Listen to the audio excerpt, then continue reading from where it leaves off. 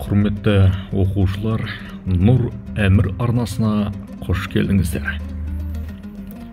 Бүгінгі сабағымыз бұл тұлға кім?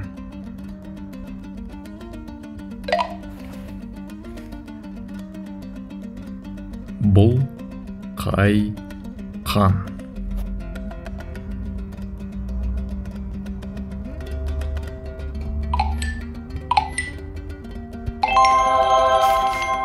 Керей хан. Керей хан алғашқы қазақ ханы, әрі бас әскери қолбасшысы, Ақ Орда ханы, Ұрыс ханның ұрпағы.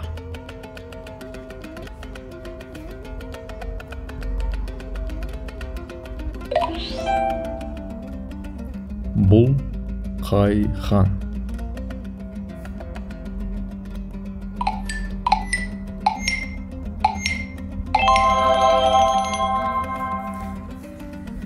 Жәнібек хан. Екінші қазақ ханы. Қазаққа әз Жәнібек атымен белгілі. Арғы атасы Жошы хан. Бұл қай хан?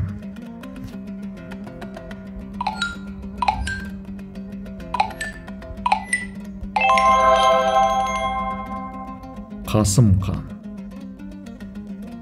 Қазақтың төртінші ханы, әз Жәнібектің ұлы. Тарихи ерлігі Сығанақ, Сауран, Мауреннахрды бағындырған.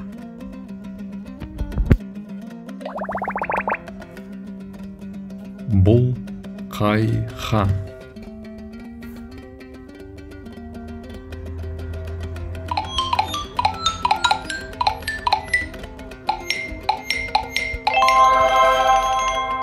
Хақназар хан. Қазақ хандығын 47 жыл билеген. Әкесі Қасым хан. Хақназар хан қазақ хандығының халықаралық жағдайын нығайтқан. Бұл қай хан?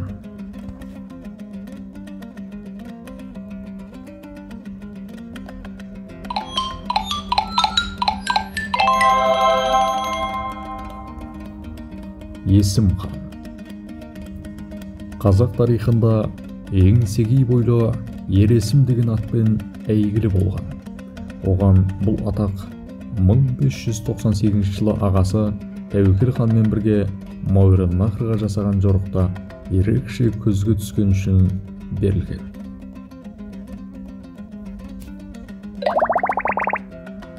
Бұл қай хан?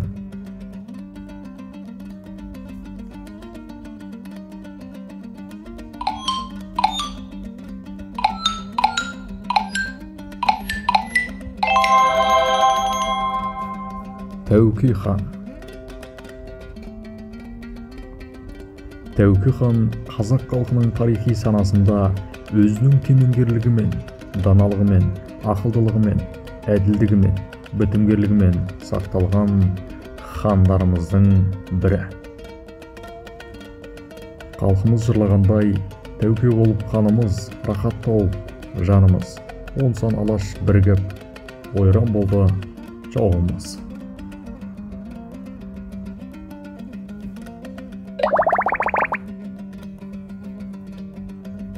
Бұл қай хан?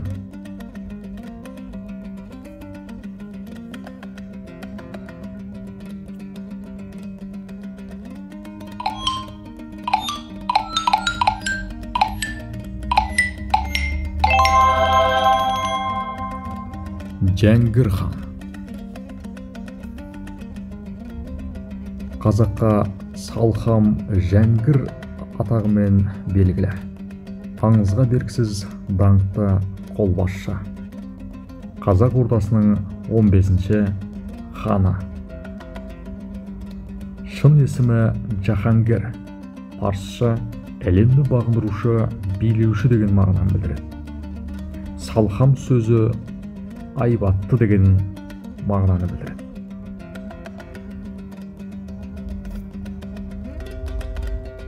талхам жәңгір, ержүрек батыр. Сондай-ақ әскери қолбасшы, стратег. Көшпелілердің соғыс тактикасында қолданыла бермейтін әдіс ор қаздыруды өте шебер пайдаланған. Сондай-ақ сарбаздарын қазақ ұсталары жасаған және бұқардан сатып алған білтелі мылтықпен түгелге жуық қаруландырған. Жәңгір хан тұсында қазақтар мен жоңғарлар арасында үш ірі ұрыс өткен. 1643 жылдың жазында Орбұлақ шайқасының орны бөлек. Жоңғар қонтайшысының 50.000 қолына Жәңгір хан 600 жауынгермен қарсы тұрған. Жоңғар Алатауының тар шатқалына жер қаздырып, яғни ор қаздырып, сарбаздарды орналастырған айлакер қазақ ханы жасақты жауды түтінге ұрындыру тәсілімен жайратқан.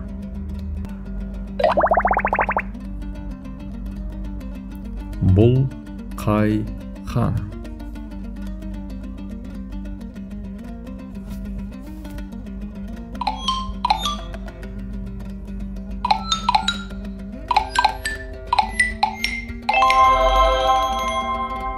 Абылай хан. Абылай хан тарихи тұлға, көшбасшы және саясаткер, дипломат.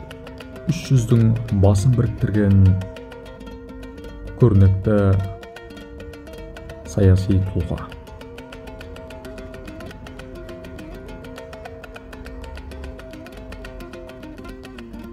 (730-33 жылдар аралығында болған бір ұрыста бұрын белгісіз жас жігіт Әбілмансұр жекпе-жекке шығып, қалмақтың бас батыры Қоңтайшы Қалдан Сереннің жақын туысы Шарышты өлтіреді. Үлкен әкесінің әруағын шақырып жауға абылайлап ат қойған Әбілмансұр жеңісті ұрыстан соң орта жүздің сұлтаны деп танылып, қазақ даласындағы ең беделді әміршілердің біріне айналады. Бұдан соңғы жерде Әбілмансұр есімі ұмытылып, Абылай атанады.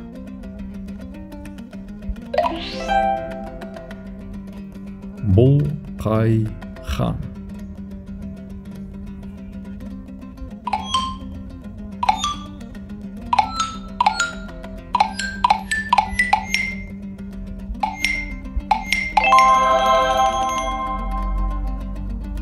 Кенесары хан. Кенесары хан қазақтардың патшалық Ресей мен Қоқан хандығына қарсы ұлт азаттық қозғалысының басшысы. Қазақ хандығының соңғы ханы. Кенесары Шыңғыс ханның 27-ші ұрпағы. Абылай ханның немересі.